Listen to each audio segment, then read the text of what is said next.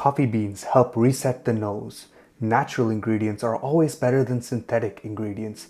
Men and women should wear different fragrances. These are some of the many fragrance myths that every one of us in the fragrance community believe. And today, I'll be debunking all of them, or at least all the important ones. Hello everyone, my name is Surya. I am a California-based perfumer, and let's debunk some fragrance myths together. Myth number 1, coffee beans help reset the nose. Now, we've all seen coffee beans at most fragrance stores, but did you know that smelling coffee beans does not reset the nose?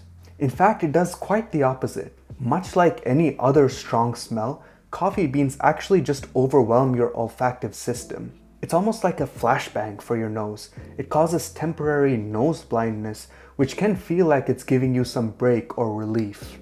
If you've been smelling complex fragrances for a while and use these coffee beans to take a break, this can feel like a good thing. But be warned, because it actually desensitizes your nose to the next set of fragrances you're about to smell.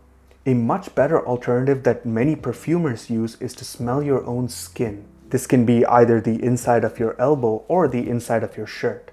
Smelling a familiar smell like your own skin really helps give your nose a break while maintaining the sensitivity that you need while evaluating fragrances and ingredients. Myth number 2, natural ingredients are always better than synthetic ingredients.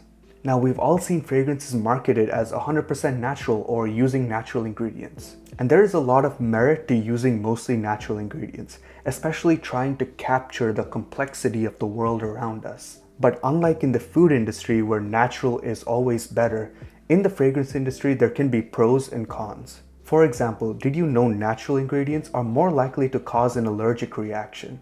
This is why most natural ingredients are heavily restricted by IFRA. This is where synthetic ingredients can be very useful. When you have a natural note in your fragrance that's heavily restricted and can cause allergic reactions, you can actually use the synthetic counterpart to balance and support the natural ingredient. A lot of the time, synthetic ingredients can actually add a unique twist to the natural ingredients that are being used. For example, if you have a beautiful natural rose, you can use some of the synthetic components of the rose to highlight different aspects of it. For example, if you want to make it a little bit more red or a little bit more sweet and honey-like. One last con about natural ingredients is they take a lot of resources to harvest. And every batch of the natural ingredient that you harvest might be slightly different based on the growing conditions or the health of the ingredient. This is why some perfumers prefer the synthetic molecules. They're stable, they're easier to use, and they're more consistent. Not to mention they're comparatively cheap, both for the perfumer and for the environment. At the end of the day, both natural and synthetic ingredients have their place in perfumery and work best when they're used together. Now, before we move on, if you're enjoying these videos, please hit the subscribe button. I'm a small channel just trying to share my fragrance knowledge, and your support is very meaningful and helpful to me. Myth number 3, men shouldn't wear women's fragrances and women shouldn't wear men's fragrances. Now, this whole concept of masculine and feminine scents is a huge marketing campaign.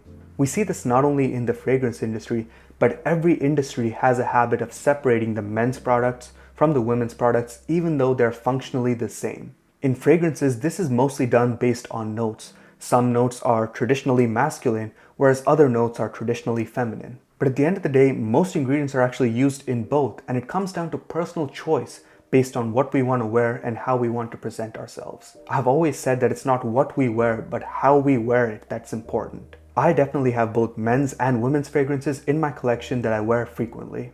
One last thing to remember is fragrance actually interacts with our skin. This means women's fragrances can smell more masculine on a man, and men's fragrances can have a feminine touch on a woman. This leads us to myth number 4. Fragrance smells the same on everyone.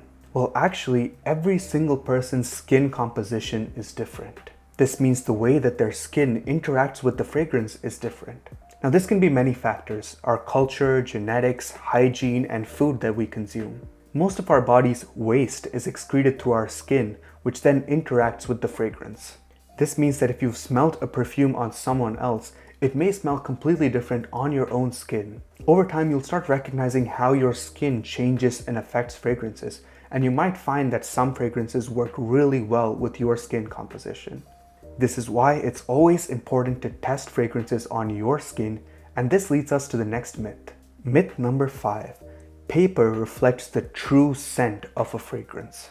Actually, in some cases, it is good to smell a fragrance on paper. It gives you a nice blank slate that everyone can share in common. This way you know that what you're smelling on paper is the same as what someone else is smelling on paper. But remember that most of the sillage of a fragrance comes from it interacting with the warmth of our skin. As the alcohol in the fragrance warms up, it spreads out and evaporates into the air around us. Furthermore, like I mentioned in the previous point, skin chemistry is very important for fragrance development. This means that if you intend on purchasing and wearing a fragrance, don't just rely on the smell of it on paper. Put it on your skin and let it develop for a few hours before you make a purchase. This is why I believe in sampling and testing fragrances, which I described in deep detail in this video, the 4 steps to building a fragrance system. I'll see you in that video.